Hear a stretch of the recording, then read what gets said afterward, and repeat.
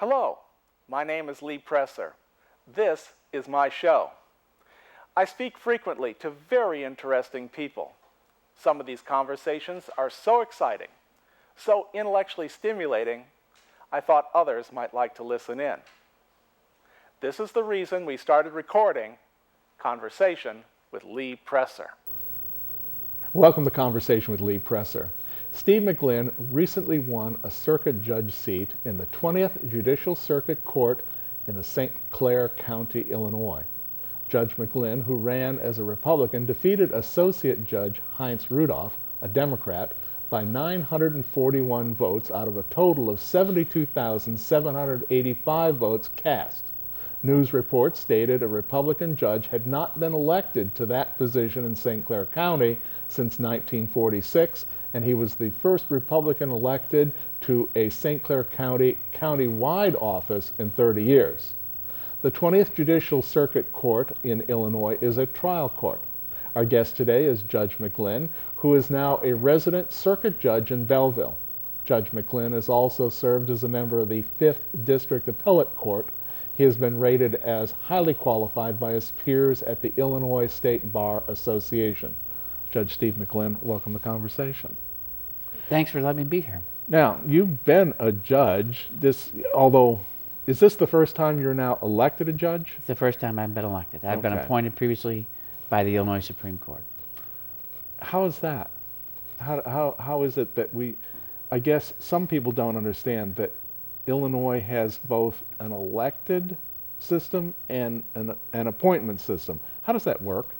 If there's a vacancy in an office, a judicial office, the Supreme Court will fill it. So when in 2005 there was a vacancy in the appellate court, the Supreme Court appointed me to serve there until the next election, at which time the citizens get to decide who they wanted to have as their judge. The same was true when I was appointed as a circuit judge. It was to fill a vacancy that had been created first by the retirement of Judge Michael O'Malley. And the next time it was when, unfortunately, when Judge Cook had to retire. And so, but you serve until the next general election, and at that election, the people decide. I ran this time and was elected. Mm-hmm. Briefly, very briefly, I mean, you kind of finessed Judge Michael Cook retiring. When a judge has to leave the bench like that, what kind of chaos does that cause within the judicial area in terms of cases that were about to be worked on and cases that had already been decided? Well, if it's just a normal retirement, it's not a big deal. Unfortunately, in the situation of Judge Cook, it was part of a constellation of symptoms. First, we had an associate circuit judge who passed away unexpectedly. He'd only been a judge for about 10 days. Before that, he had been one of the lead felony prosecutors in St. Clair County. And he was appearing regularly before Judge Cook. As we all know now, they were using drugs together. The associate circuit judge and former prosecutor died at Judge Cook's hunting lodge up in Pike County. And Judge Cook was arrested purchasing heroin, and he had to retire. One of the things that we faced is you have a lot of people afterwards who said, hey, look, I was before Judge Cook, I want a new trial, or I want to withdraw my plea, or I thought he was impaired at the time. The lawyer should have told me what was going on. So just recently, the 5th District Appellate Court reversed a decision of Judge Cook, and they looked at his handwritten order where he had obvious spelling mistakes, and there was the language that he used, the syntax, was improper and not judicial. It was more than not judicial. It raised a lot of red flags, and so we, as judges, we have a concern. We want people to feel when they have gone through the process from start to finish that they came out at the end securing justice, and that created a crisis in confidence in what was going on in the courthouse. That's one of the reasons I publicly took a drug test, made the results public, and encouraged other judges to do so, and called for drug testing of judges throughout the state. We had this problem in St. Clair County, but I'm convinced that we're not alone, that this could easily be happening elsewhere. I'm sure there are other places throughout the state where there is a judge that might be struggling with some addiction problem, and I think that we want to try to address it when we can before it blows up and either ruins their career or causes somebody to suffer manifest injustice.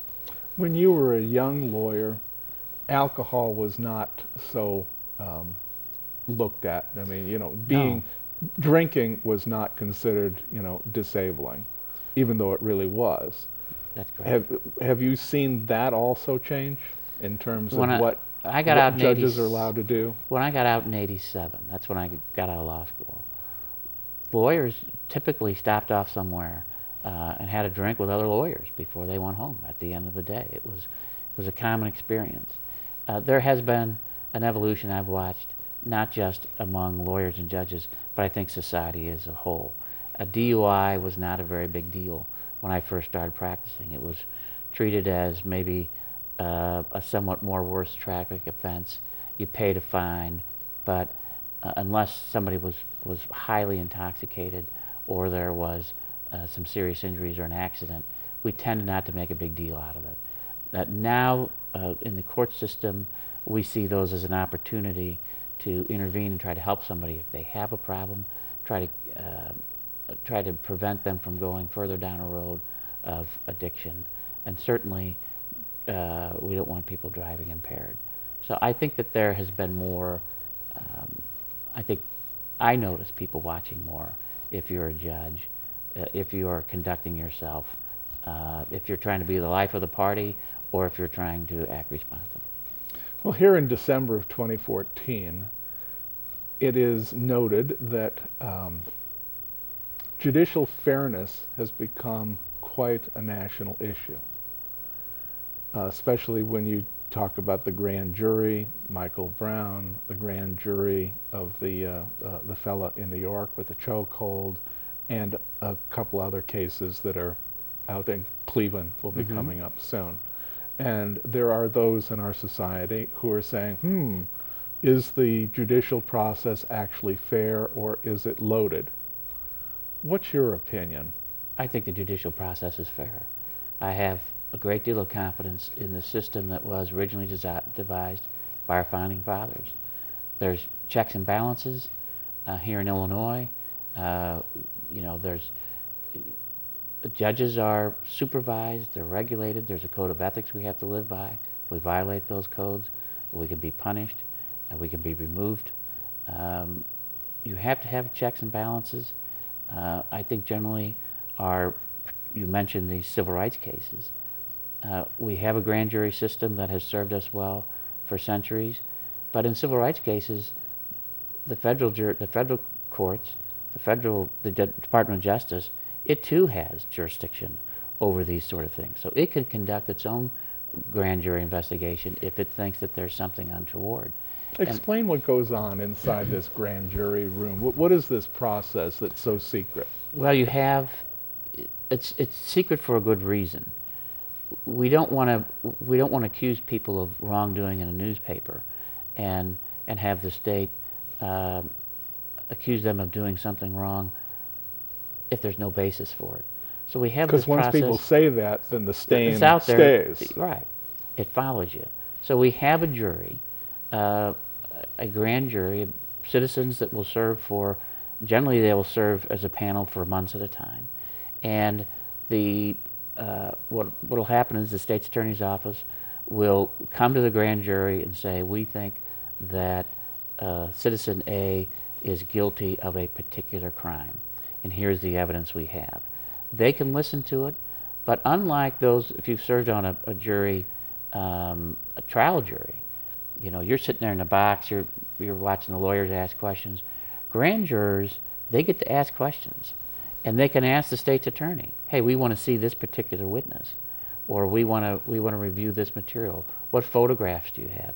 So not only do they get to ask the police officer that's there that's trying to make the case, or the attorney for the state's attorney's office is trying to that's presenting it, they get to ask them questions, and they get to tell them, look, we want to see more. And really their threshold is there enough evidence here that it's fair to allow the state to go forward to charge this person, formally charge this person, and then allow that person to defend himself? That doesn't mean that the person is guilty. You're innocent That until just proven means guilty. That we have grave suspicions.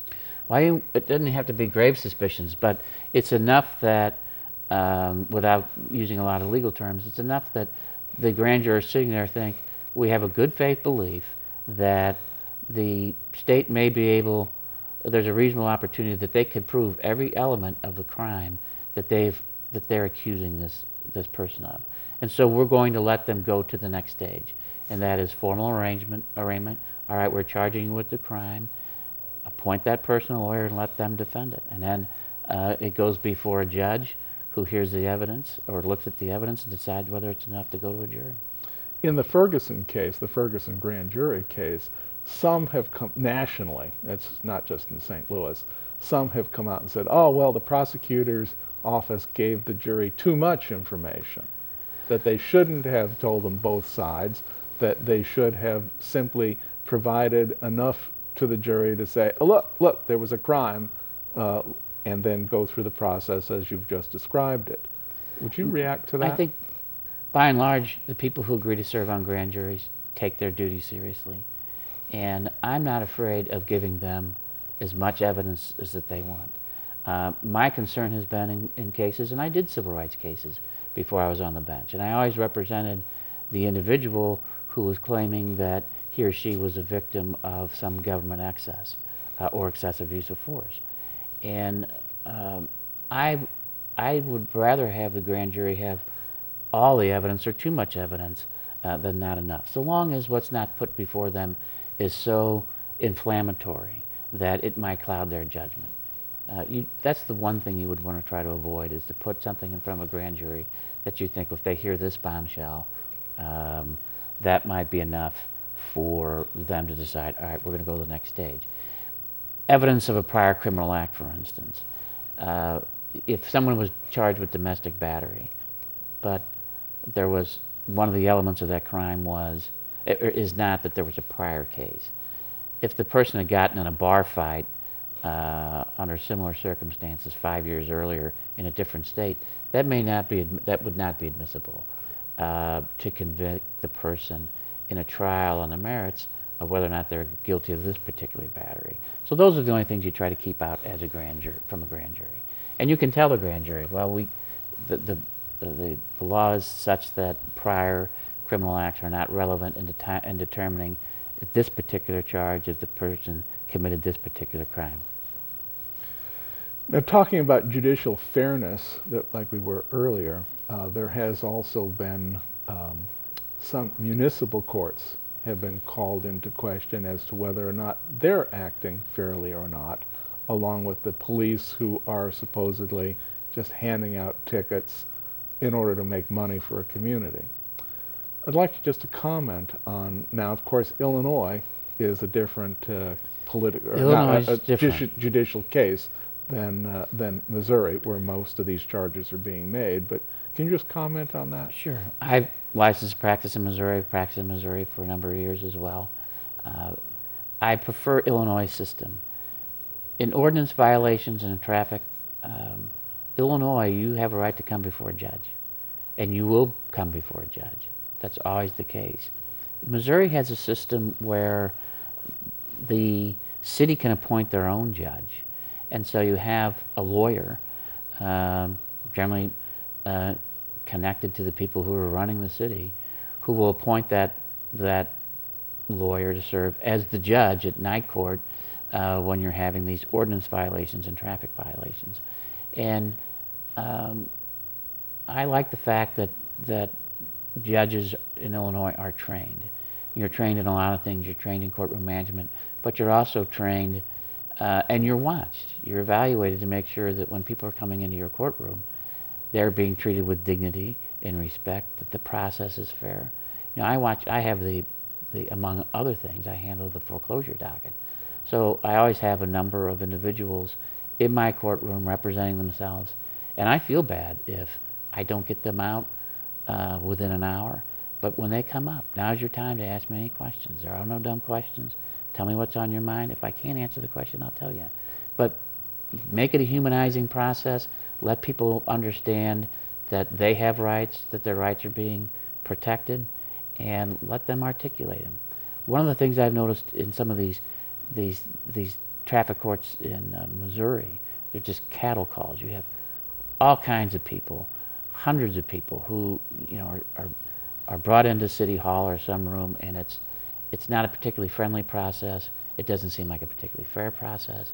And there are a lot of people that leave there frustrated, thinking that wasn't particularly fair, or it was rude, or there's no reason that this simple parking ticket or 10 miles over should have cost me 3.5 hours on a Thursday night. And so that tends to undermine people's confidence that the system is there to do justice. It looks more like the system is there to create revenue for the city. Mm-hmm. And you don't want that. You want and that breaks down people's belief in justice. It does. It undermines the system. I mean, we all understand that if you're driving too fast and you get pulled over, you're responsible for that. But that doesn't mean that the fine should be excessive. That doesn't mean that when you go to court, you should be treated like some mangy dog. You made a mistake, and it's not a big mistake if it's simply a moving violation, a traffic ticket. If it's charged as an ordinance violation, it's generally not that big a deal. And so we shouldn't presume that these are the worst of the worst or the dregs of society that are coming in our courtroom. It's not Charles Manson. It's not Charles Manson. All right. And now somebody gets a ticket, mm-hmm. and on the ticket it says show up this place, this day, this time. Okay. And they either willfully don't or forget. Okay. Well, I thought it was next week. I thought it was next month, whatever. What is their legal responsibility there? I mean, how serious a matter is it not showing up when the ticket says? It can result in the court issuing a bench warrant. Which is? It is, if you pull this person over, you find him, arrest him, bring him into custody, place him into custody until we can address this ticket. That generally doesn't happen on the first time. It can. Generally what happens is in Illinois is they say, all right, we're going to give you a new court date, but you better show up this time or else. A lot of times, and we hear this all the time as judges, I was supposed to go there, but my baby was sick, or I couldn't get, my car wasn't working, or I caught the bus and I couldn't get there in time. You get that a lot, and we understand things happen. The best thing to do if you're in that situation, if you can't make it for whatever reason, is at least to call the state's attorney's office or that city that's prosecuting it and say, I have this problem, I can't make it. Is there another date we can do? And generally what will happen is 99 times out of 100, a lawyer handling it will say, Judge, just before court we got a call from this person who said she couldn't be here because her babysitter didn't show up or the kids are sick. We understand those sort of things, but it can result in a warrant being issued, and that's one of the things that happens a lot in Madison County, happens a lot in St. Clair County. People don't show up to these things because they think, oh, it's just a traffic ticket. I'm not going to waste my time. And then the next thing, they know they're riding with somebody that's pulled over for a speeding ticket, and who are you? Well, I'm Steve McGlynn. Well, you missed your court date. You're under arrest. We're going to take you to jail, and you're going to stay there until you bond out or appear before a judge the next day. So it makes it worse. In St. Clair County, we have done in the last few years, we've set aside a day, and we'll put it into paper that if you have outstanding warrants, show up on a certain date, certain courtroom, and we'll get this cleaned up.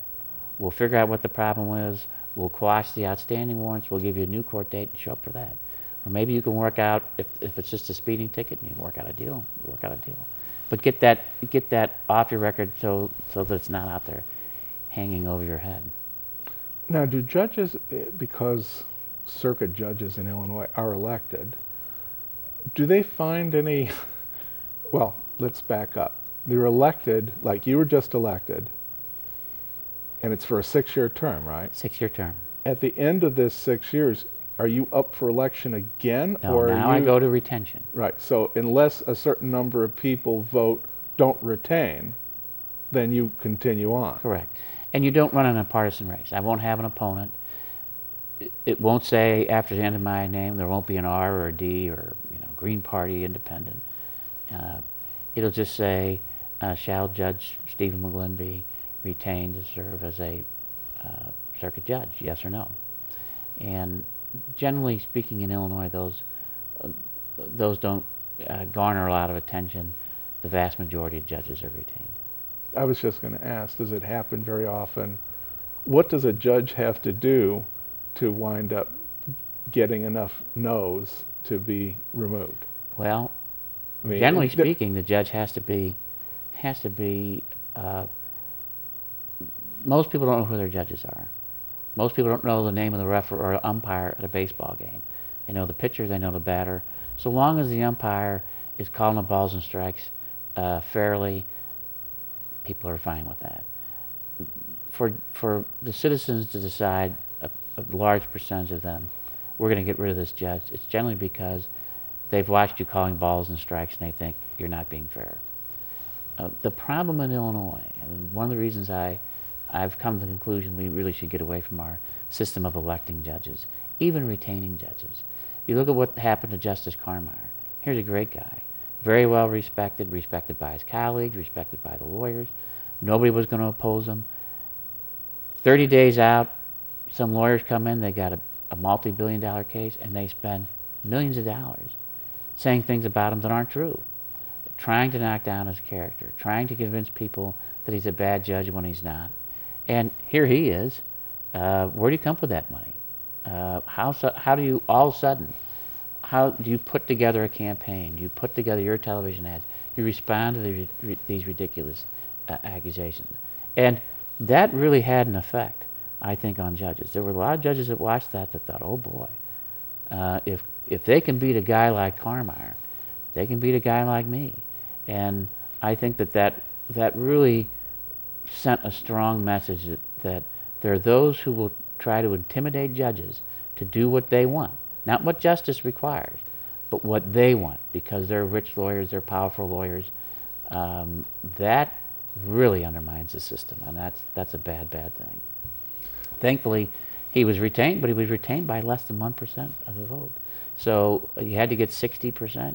He got a little over 60%, but he's been on 10 years, and the people who served with him, that appeared for him, say, he's a wonderful judge.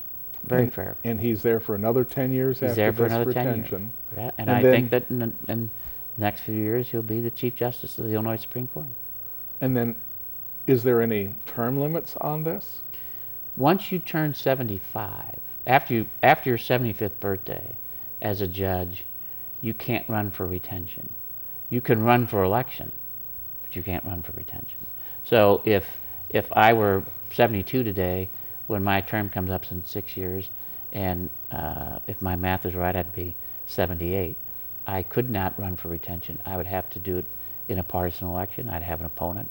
I'd have to say what my party identification is, and it would be that way. But you can't go, they put kind of an age limit that way. We have just a little less than 5 minutes here. One, is there something that you wanted to talk about to the public that we haven't covered here? I'm easy. I did want to talk about the selection of judges and the fact that I think that if you boil our system, the greatest system in the history of man, it comes down to this. If you had to put in a phrase, it's majority rule, minority rights. And we explain that so people understand what you just said, because it's important. It is. The people get together, the majority gets to decide where we're going to build this highway. What are we going to do with regard to minimum wage laws? All these different things that are decided in the legislature. And you have two branches of government that are accountable to the people, the majority. They have to get a majority vote to serve there. Our legislators and our executive branch, governor, president. The one branch that is there to protect the rights of the minorities is the judiciary. And when you say minority, you're not I'm talking talking about about racial minority. I'm you're not talking about racial minority. Right. We all have equal rights. We all have the same rights. And there are some times, though, that to protect somebody's individual rights, it might be unpopular. The majority might want to lynch some guy.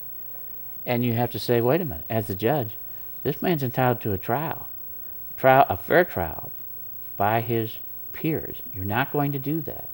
And if there's a bad law, but it's a popular law, but it's a bad law, it violates people's rights. The judges are there to protect your rights. Second Amendment rights. There are a lot of gun control laws that many people thought were well-intentioned. They may have been well-intentioned, but they're unconstitutional. They invade people's Second Amendment rights. There's First Amendment rights. We saw that in religious liberty cases that are popular now. There's some that think, well, you know, these religious people, they can accommodate. Free speech. We have free speech. And we have free speech. The judges are there to protect your rights, whether that's popular or not. And so I think that, you know, when I was running before, you'd have these guys, well, I'm for the working man. I'm for this and that. I'm for everybody. I'm here to protect everybody's rights. And I hope small businesses thrive. I hope big businesses thrive. I hope, you know, union people, there's plenty of work out there for you tradesmen. I hope people get fair wages. But my job is to protect your rights. And when you try to cram that concept into popular elections, it tends to distort it. I was just going to say, when you're talking about, when you're running a political campaign to be a judge, you're trying to get 50+% of the vote. As opposed to the idea of blind justice, Right. which is what you're running to become, the arbiter of blind justice. Look, every week there are times where I feel that there's a decision I have to make, may not be popular, but it's enforcing the rule of law. And I'm protecting the rule of law. There's some people that, you know, look at foreclosure. I don't want to leave my house, but I can't pay for it. I have to enforce the rules, all right? And there's a process, and we have to enforce it. I don't get to make it up as I go along. I'm not here to win a popularity contest. I'm here to make sure the system works fairly for everybody.